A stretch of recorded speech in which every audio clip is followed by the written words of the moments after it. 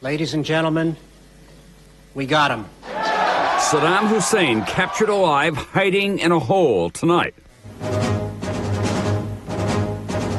The capture, how the U.S. military made it happen where Saddam is now. The reaction in Baghdad and around the world. The president, his address to the nation. In the history of Iraq, a dark and painful era is over. The politics, how this could change the race for president. And the future, what happens next for Saddam Hussein and for Americans in Iraq. The capture of Saddam. This is a special edition of NBC Nightly News with Tom Brokaw. Good evening. Saddam Hussein, the brutal tyrant who ruled Iraq with a bloody hand and a taste for opulence that went well beyond obscene excess, a man who portrayed himself as a descendant of Muhammad and the beloved uncle of the Iraqi people. Tonight, that Saddam Hussein is under heavy guard in an American compound at the Baghdad airport. His life as a fugitive came to an end last night when he was rooted out of a hiding place by American forces. It happened in the town of Adur, 10 miles from Saddam's home base of Tikrit. It's the hometown of one of his most trusted aides, Ibrahim el-Duri. The mugshot the military released showed a new Saddam, disheveled and defeated. President Bush addressed the nation today, shortly after noon. For the vast majority of Iraqi citizens who wish to live as free men and women, this event brings further assurance that the torture chambers and the secret police are gone forever. All of this was welcome news in Baghdad, the capital where Saddam Hussein ruled for so long. But President Bush warned there could be more violence ahead. We're going to begin our coverage tonight with NBC Jim Miklaszewski in Washington and Richard Engel in Tikrit. First, the view from the Pentagon. Unshaven and bedraggled, Saddam Hussein in custody appeared more disoriented than threatening. In Baghdad today, a gleeful Paul Bremer, head of the U.S. civilian coalition, made it official. We got him. Late Saturday morning, the U.S. got its big break. An Iraqi in custody told the military where to find Saddam. 9 hours later, U.S. troops launched Operation Red Dawn. Blowing away doors, 600 soldiers of the Army's 4th Infantry and the top-secret Task Force 121 of Special Forces attacked 2 separate farmhouses southeast of Tikrit, codenamed Wolverine 1 and Wolverine 2. Saddam wasn't there, but U.S. troops captured 2 of Saddam's bodyguards, who revealed the former dictator was close by. During an intense search, troops entered a small compound near one farmhouse where they found Saddam's hiding place, a so-called spider hole with a camouflage cover of bricks and dirt, dug 8 feet down into the ground, and discovered Saddam lying face down. U.S. military video shows the dirt-walled coffin-like space, complete with an air duct and ventilation fan. This may have been only one of many underground hideouts. My guess would be he has probably 20 to 30 of these all around the country that he moved around. When Saddam was found here, he was armed with a pistol, but surrendered without a fight. Instead, he pleaded with U.S. troops, "Don't shoot. I'm Saddam Hussein, the president of the Republic of Iraq." And he was in the bottom of a hole, so there's no way he could fight back, so he was just caught like a rat. Troops also found $750,000 in U.S. dollars. In custody, the U.S. military gave Saddam a thorough medical examination. Military officials say Saddam was filthy and exhausted, but otherwise relatively fit. The military even gave Saddam a shave, as seen in these before and after pictures. U.S. military officials say when captured, Saddam was reportedly cooperative and talking, almost relieved the long hunt was over. Tired. He was a tired man. And also, I think, a man resigned to his fate. But tonight, U.S. military officials report Saddam is no longer cooperating, and that manhunt in Iraq is far from over. An intensive search still underway for Saddam's top deputy, Ibrahim al-Duri, believed responsible for those attacks on U.S. troops. Tom? Thanks very much, NBC Jim Miklaszewski at the Pentagon tonight. Now to Iraq and NBC's Richard Engel, who's in Saddam's hometown of Tikrit. Richard, what's the mood there in the early morning hours now?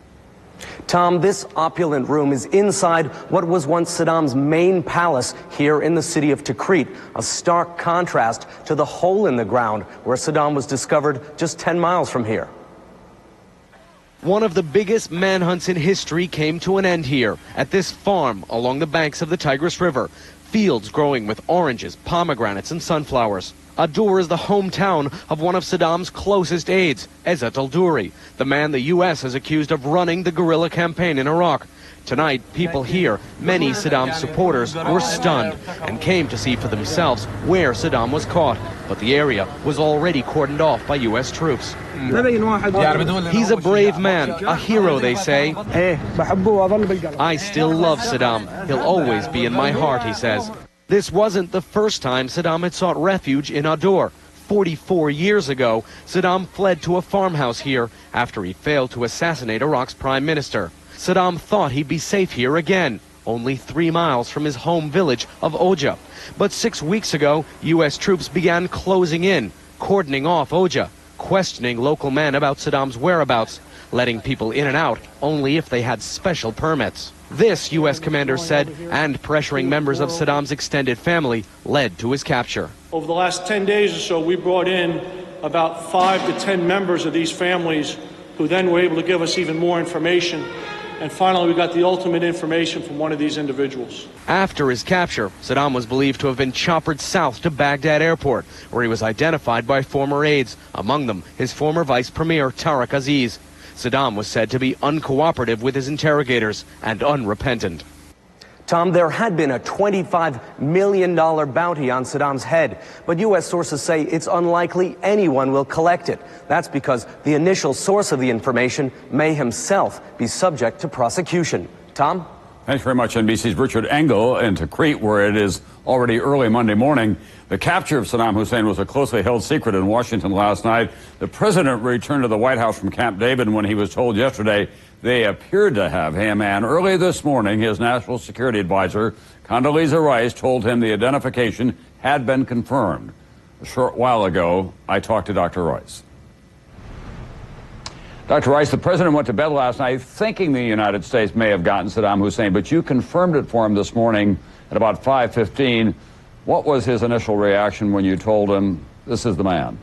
Well, his initial reaction was that it was obviously good news, but he also said, "Are we sure?" And I said that there had been a number of efforts to make certain, and he was very pleased, obviously, but we all realize that there's still a lot of work to be done. Dr. Rice, I must say he does not look like a man who was running the counterinsurgency program that is going on there, the fight against the American forces. He had only 2 aides with him. We're told that he was disoriented. Don't you expect this fight to continue even though you have Saddam Hussein in captivity? The president today reminded the American people particularly, but the world indeed, that this is a fight that will go on.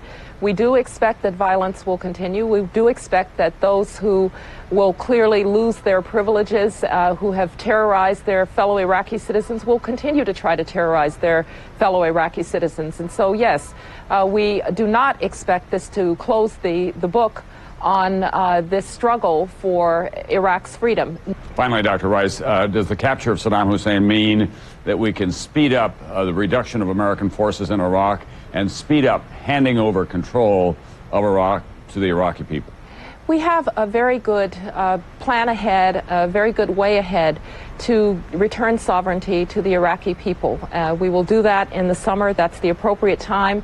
The Iraqi people are now, through their governing council and through a national conversation that has not been possible when Saddam Hussein was in power, that national conversation is now aimed at getting the Iraqi people involved in their political future. Dr. Condoleezza Rice, thank you very much. Thank you very much, Tom. There will be much more of my interview with Dr. Rice on a special edition of Dateline tonight at 7 Eastern Time. It was 8:26 p.m. Saturday in Iraq when Saddam was captured, and ordinary Iraqis were stunned when they saw the images of their former leader now in the hands of the United States. NBC's Tom Aspel is in Baghdad tonight. Tom? Tom, word of Saddam's capture spread like wildfire. Everyone was shocked and surprised. Iraqis in Baghdad celebrated, some with guns, some with cheers. Saddam Hussein is finished because he killed our people, our women, our children. In the Shiite slum areas of Sada city, there was music and dancing in the streets. and banned weapons suddenly appearing, Kalashnikov rifles and handguns. In a coffee shop in upscale Karada, Adel Hussein Ali, once jailed by Saddam's police, disgusted the tyrant didn't even put up a fight. If he had a drop of manhood, he would kill himself, he said. Outside in the gathering darkness, Iraqis watched the news, some happy, some afraid of what the future might bring.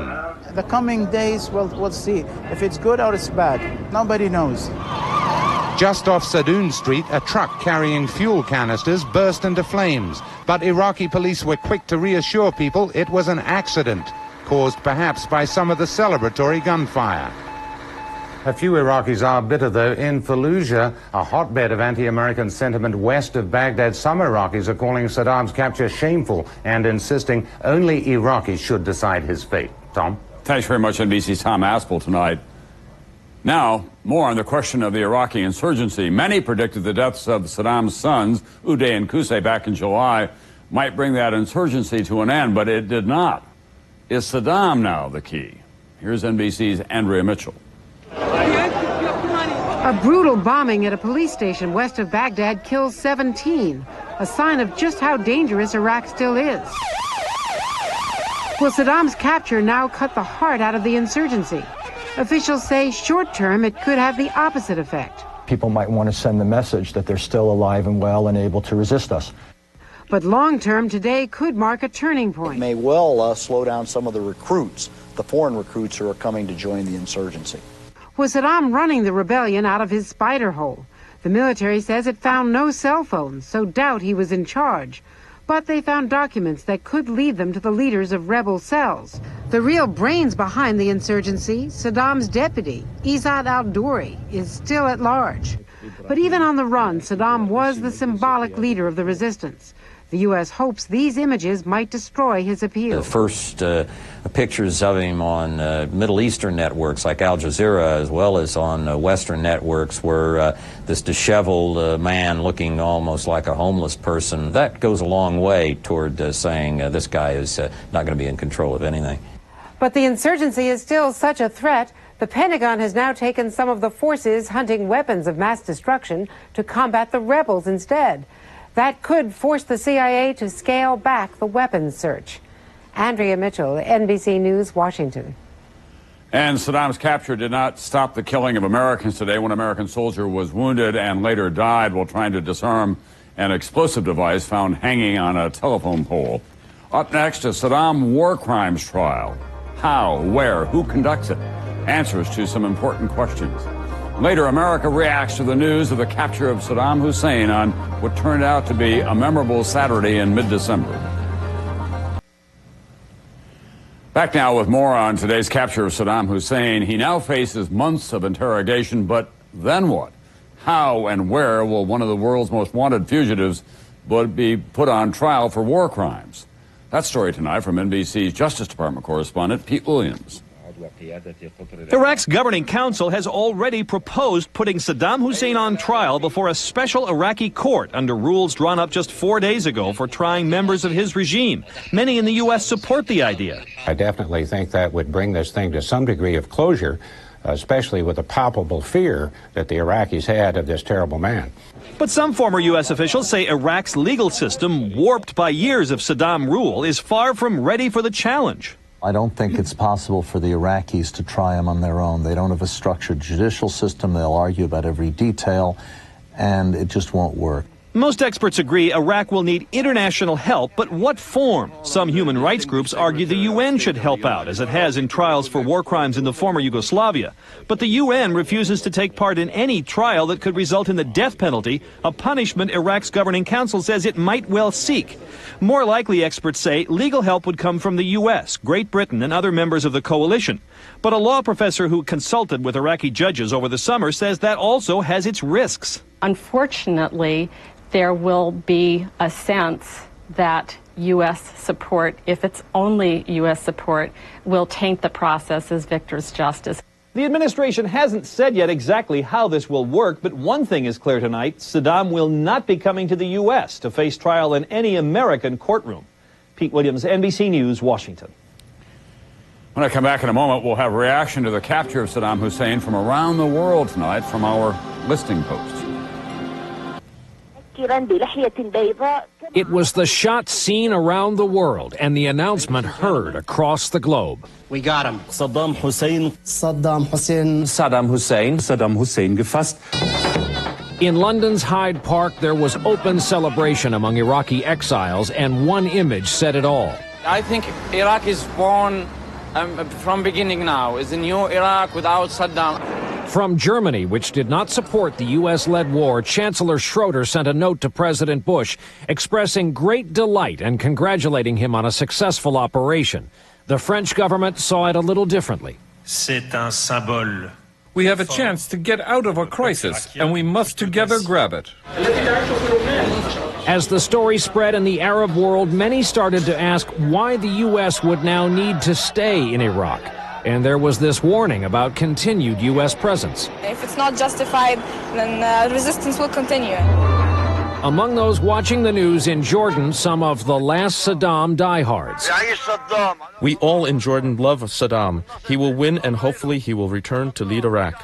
Opinions in the Arab world were all over the map today, from those celebrations in Baghdad to one report on Al Jazeera television saying some Iraqis will always regard Saddam as their leader. Still, Saddam Hussein is the symbol for Iraq. In Israel, the view of the government appears to be, let today be a lesson. The civilized nations of the world, if necessary, are able to take action to protect freedom and defeat terrorism. The pictures that show a humiliated, homeless-looking former dictator meant to show victory were instead seen by some around the world today as one last humiliation by the United States. Brian Williams, NBC News, New York. And I'm joined now by our NBC News Washington Bureau Chief Tim Russert. Tim, let's talk about the political effect of all of this. We've had a lot of ups and downs in the Iraqi operation. Today, the Democratic presidential candidates were saying this was welcome news, but exactly, Tom. Obviously, the White House believes if the economy is strong, Iraq secure, it bodes quite well for the president. But expect the unexpected. This has been a roller coaster. If, in fact, the capture of Saddam Hussein's mean a lessening the resistance, that's great news for the Bush administration. If 3 months from now the resistance is strong and harsh, then look for the Democrats to be coming back saying, you see, even if you get Saddam Hussein, it was still the wrong decision to make.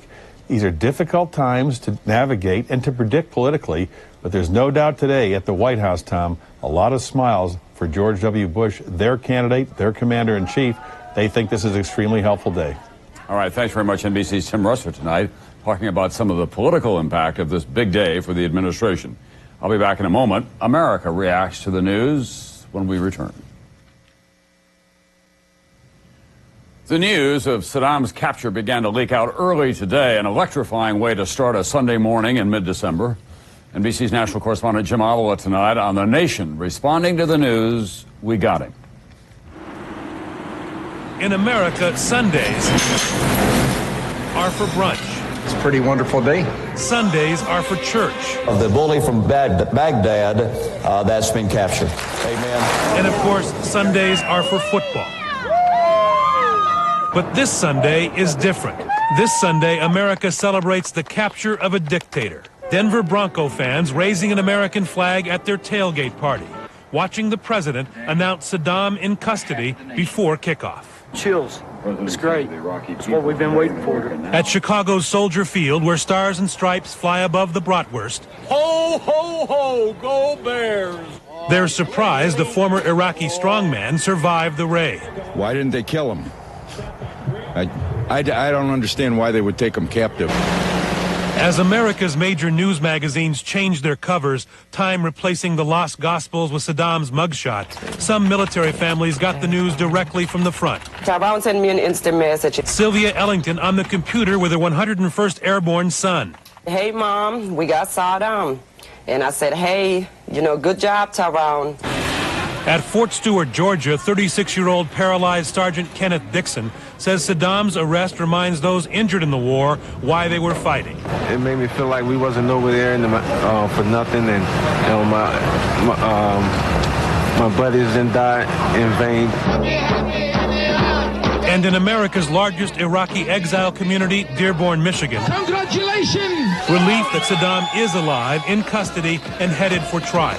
All the crimes he committed will be exposed. Because Iraqis for 35 years, they were brainwashed. An American Sunday few will forget. Breakfast, football, church, and an answered prayer. Jim Avila, NBC News, Chicago.